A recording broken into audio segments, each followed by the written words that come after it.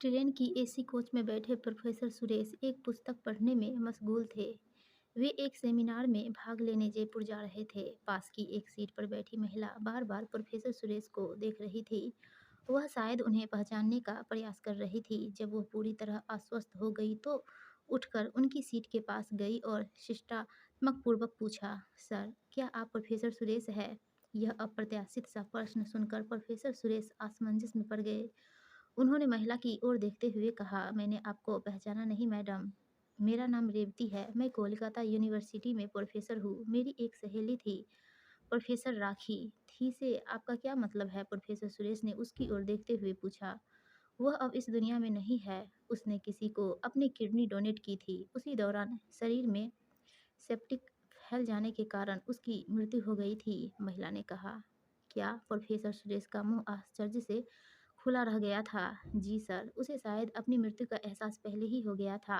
मरने से एक दिन पहले उसने मुझे यह रुमाल और एक पत्र आपको देने के लिए कहा था। उसके द्वारा दिए पते पर मैं आपसे मिलने लखनऊ कई बार गई, मगर आप शायद वहाँ से कहीं और शिफ्ट हो गए थे। यह कहकर उस महिला ने वह रुमाल और पत्र प्रोफेसर को दे दिया। वह महिला जाकर अपनी सीट पर बैठ गई। प्रोफेसर सुरेश बुत बने अपनी सीट पर बैठे थे।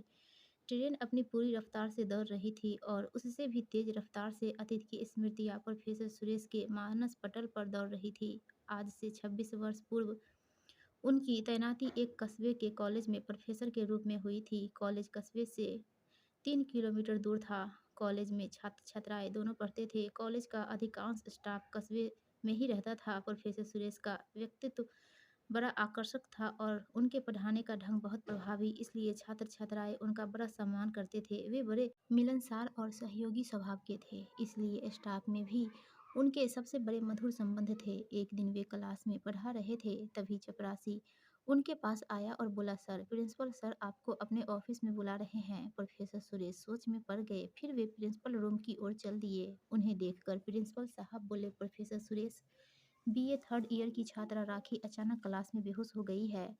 उसे किसी तरह होश तो आ गया है, मगर अभी उसकी तबीयत पूरी तरह ठीक नहीं है। आप ऐसा करिए, उसे अपने स्कूटर से उसके घर छोड़ आइए। उस समय स्टाफ के 2-3 लोगों के पास ही स्कूटर था। शायद इसी कारण प्रिंसिपल ने उन्हें यह कार्य सौंपा था। वे राखी को स्कूटर पर बैठाकर कस्बे की ओर चल दिए। वे कस्बे में पहुंचने ही वाले थे कि सड़क के किनारे बड़े बरगद के पेड़ के पास राखी ने कहा, सर, स्कूटर रोक दीजिए। प्रोफेसर सुरेश ने स्कूटर रोक दिया और पूछा, क्या बात है राखी, क्या तुम्हें फिर चक्कर आ रहा है? मुझे कुछ नहीं हुआ सर, मैं तो आपसे एकांत में बात करना चाहती थी, इसलिए मैंने कॉलेज में बेहोश होने का नाटक किया था। उसने बड़े भोलेपन से कहा। क्या? प्रोफेसर ने हैरानी से उसकी ओर देखा। फिर पूछा, आखिर तुमने ऐसा क्यों किया और तुम मुझसे क्या बात करना चाहती हो? सर, मैं आपसे प्यार करती हूँ और आपको यही बात बताने के लिए मैंने यह नाटक किया था।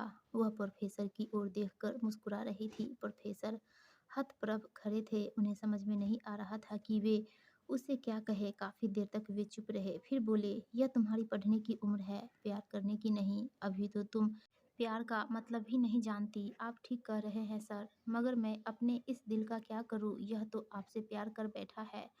वह प्रोफेसर की ओर देखकर मुस्कुराते हुए बोली, तुम्हें मालूम है कि मैं शादीशुदा हूँ और मेरे 2 बच्चे हैं और मेरी और तुम्हारी उम्र में कम से कम 20 साल का अंतर है। प्रोफेसर सुरेश ने उसे समझाते हुए कहा, मुझे इन बातों से कोई फर्क नहीं पड़ता सर, मैं तो केवल यह ही बात जानती हूँ कि मैं आपसे प्यार करती हूँ, बेपनाह प्यार। वह दार्शनिक अंदाज में बोली। प्रोफेसर ने उसे समझाने का हर संभव प्रयास किया, मगर उस पर कोई असर नहीं हुआ। तो उन्होंने यह कहकर कि अब तुम ठीक हो, इसलिए यहाँ से अपने घर पैदल चली जाना, वे कॉलेज लौट गए। प्रोफेसर सुरेश ने इस बात को उसका बचपना समझ गंभीरता से नहीं लिया। राखी किसी न किसी बहाने से उनके करीब आने और उससे बात करने का प्रयास करती रहती, लेकिन वह उनके जितना करीब आने का प्रयास करती, वे उतना ही उससे दूर भागते।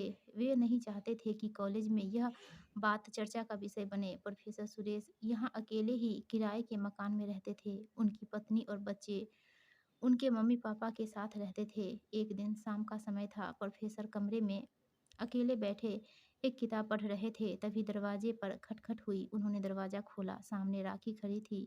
उसे इस प्रकार अकेले अपने घर पर देख वे असमंजस में पड़ गए। इससे पहले कि वे कुछ कहते, वह कमरे में आकर एक कुर्सी पर बैठ गई। आज पहली बार प्रोफेसर ने राखी को ध्यान से देखा। 21-22 वर्ष की उम्र, लंबा व छरहरा बदन, गोरा चिट्टा रंग और आकर्षक नैन नक्श।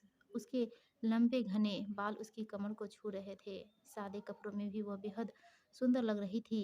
कमरे के एकांत में एक बेहद सुंदर नवयुवती प्रोफेसर के सामने बैठी थी और वह उनसे प्यार करती है, यह सोचकर प्रोफेसर के मन में गुदगुदी सी होने लगी। उन्होंने अपने मन को संयत करने का बहुत प्रयास किया, मगर वे अपनी भावनाओं पर नियंत्रण रखने में असफल रहे।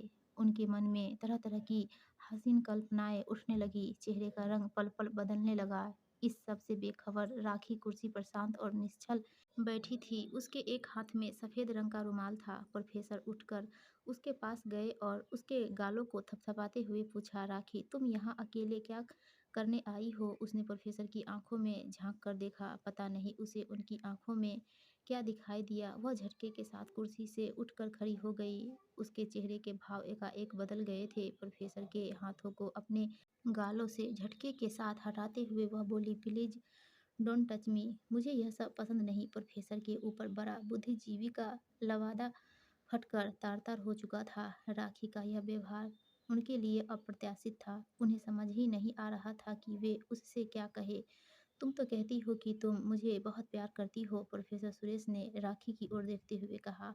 हाँ सर, मैं आपको बहुत प्यार करती हूँ, मगर मेरा प्यार गंगा जल की तरह निर्मल और कंचन की तरह खरा है, उसने दृढ़ स्वर में कहा। यह सब फिल्मी डायलॉग है, प्रोफेसर ने खिसियाई हंसी हंसते हुए कहा। सर, ज़रूरत पड़ने पर मैं यह साबित कर दूंगी कि आपके प्रति मेरा प्यार कितना गहरा है। यह कहकर वह कमरे से चली गई थी। काफ़ी देर तक प्रोफेसर अवाक खड़े रहे थे, फिर अपने काम में लग गए थे। इसके बाद राखी ने उनसे बात करने या मिलने का प्रयास नहीं किया। वे भी धीरे धीरे उसे भूल गए। कुछ समय बाद उनका उस कॉलेज से तबादला हो गया। सरकारी सेवा होने के कारण कई जगह तबादला हुए और आखिर में वे पंजाब में सेटल हो गए। 2 साल पहले प्रोफेसर सुरेश को किडनी प्रॉब्लम हो गई। कई महीने तक वो डायलिसिस पर रहे। फिर डॉक्टरों ने कहा कि अब किडनी ट्रांसप्लांट के अलावा कोई चारा नहीं है। तब प्रोफेसर सुरेश ने अपने परिवार में इस संबंध में सबसे बातचीत की। उनकी पत्नी, दोनों बेटों और बेटी ने राय दी कि पहले किडनी के लिए विज्ञापन देना चाहिए। हो सकता है कि कोई ज़रूरतमंद पैसे के लिए अपनी किडनी डोनेट करने के लिए तैयार हो जाए। अगर 2-3 बार विज्ञापन देने के बाद भी कोई डोनर नहीं मिलता है तो हम लोग फिर इस बारे में बातचीत करेंगे। बेटे ने सभी अखबारों में किडनी डोनेट करने वाले को 25 लाख रुपए देने का विज्ञापन छपवाया। विज्ञापन में प्रोफेसर का नाम, पूरा पता दिया गया। विज्ञापन दिए 1 महीना हो गया था। जिस अस्पताल में प्रोफेसर सुरेश का इलाज चल रहा था, एक दिन वहाँ से फ़ोन आया, सर, आपके लिए गुड न्यूज़ है, आपको किडनी देने के लिए एक डोनर मिल गई है। उसकी उम्र 42 साल के करीब है और वह आपको किडनी डोनेट करने के लिए तैयार है, मगर उसकी एक शर्त है कि किडनी ट्रांसप्लांट होने से पहले उसका नाम व पता किसी को न बताया जाए। मुझे यह जानकर हैरानी हुई कि डोनर अपना नाम पता क्यों नहीं बताना चाहती। फिर हम सब ने सोचा कि शायद उसकी कोई मजबूरी होगी। ट्रांसप्लांट की सारी तैयारी पूरी कर ली गई और नियत तारीख पर उनकी किडनी का ट्रांसप्लांटेशन हो गया, जो पूरी तरह से सफल रहा। इसके कई दिनों बाद जब प्रोफेसर सुरेश अपने को काफ़ी सहज अनुभव करने लगे तो उन्होंने एक दिन डॉक्टर साहब से पूछा कि डॉक्टर साहब, वे लेडी कैसी है जिन्होंने उन्हें अपनी किडनी डोनेट की थी। कुछ देर तक डॉक्टर साहब खामोश रहे, फिर बोले कि वह लेडी तो परसों बिना किसी को कुछ बताए अस्पताल से चली गई। हैरानी की बात यह है कि वह अपनी डोनेशन फीस भी नहीं ले गई। क्या? प्रोफेसर सुरेश का मुँह विस्मय से खुला का खुला रह गया था। जब उन्होंने यह बात अपने परिवार के लोगों को बताई तो उन सबको बड़ी हैरानी हुई। सभी को यह बात समझ ही नहीं आ रही थी कि आज के इस आपाधापी के दौर में 25 लाख रुपए ठुकरा देने वाली यह लेडी आखिर कौन थी? काफ़ी दिनों तक प्रोफेसर इसी उधेड़-बुन में रहे। उन्होंने उस लेडी का पता लगाने की हर संभव कोशिश की, मगर इसके बारे में कुछ पता नहीं चला। आपको कहाँ तक जाना है सर? अचानक टीटी ने आकर प्रोफेसर सुरेश की त्राणता को भंग कर दिया। वे अतीत से वर्तमान में लौट आए। टिकट चेक करने के बाद टीटी चला गया। प्रोफेसर सुरेश ने वह रुमाल उठाया जो राखी ने उन्हें देने के लिए प्रोफेसर रेवती को दिया था। उन्होंने रुमाल को पहचानने की कोशिश की। यह शायद वही गढ़ा हुआ रुमाल था जो राखी उन्हें देने उनके कमरे पर आई थी। सफ़ेद रंग के उस रुमाल के एक कोने में सुनहरे रंग से इंग्लिश का अक्षर आर गढ़ा हुआ था। आर यानी राखी के नाम का पहला अक्षर। अब प्रोफेसर सुरेश को डोनर की सारी पहेली समझ में आ गई थी। उन्होंने रुमाल में रखे हुए मुड़े तुरे पत्र को खोलकर पढ़ा। लिखा था, प्रोफेसर साहब, आपका जीवन मेरे लिए बहुत बहुमूल्य है, इसलिए मैंने अपने जीवन को संकट में डालकर आपकी जान को बचाया। मगर मैंने ऐसा करके आप पर कोई एहसान नहीं किया। मुझे तो इस बात की खुशी है कि मैंने जिसे हृदय की गहराइयों से प्यार करती थी, उसके किसी काम आ सकी। आपकी राखी। पत्र पढ़कर प्रोफेसर सुरेश का मन गहरी वेदना से भर उठा। राखी का यह निस्वार्थ प्यार देखकर उनकी आंखों से आंसू बहने लगे। उन्होंने राखी का दिया हुआ रुमाल उठाया और उससे अपने आंसुओं को पोंछने लगे। ऐसा करके शायद उन्होंने राखी के सच्चे अमर प्रेम को स्वीकार कर लिया था। दोस्तों, आपकी कहानी अच्छी लगी हो तो प्लीज़ वीडियो को लाइक कीजिएगा और चैनल को सब्सक्राइब